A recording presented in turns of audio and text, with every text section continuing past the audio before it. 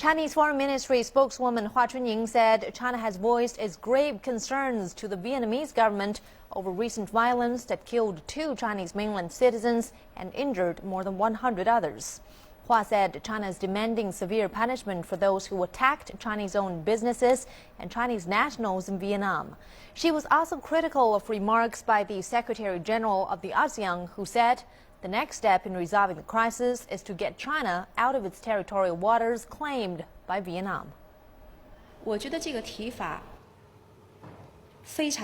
I think the remarks are not reasonable because China has said for many times that the drilling activities are carried out within China's territorial waters off China's Xisha Islands.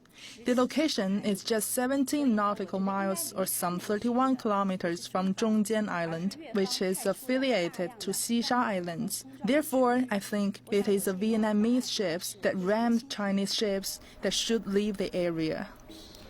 And Hua also said a Chinese team of investigators has arrived in Vietnam and is now in communication with Vietnamese officials. China has urged the Vietnamese government to treat the injured Chinese, punish the lawbreakers, and stop the violence. The anti-China riots in Vietnam came amid rising tensions between the two countries over territorial disputes in the South China Sea. Vietnamese ships and personnel had repeatedly harassed normal operations of a Chinese oil company in the South China Sea.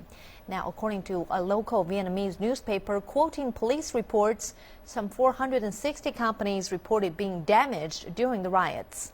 Since the rioting began, more than 600 Chinese business people and tourists have crossed the Vietnamese border into Cambodia to flee the riots.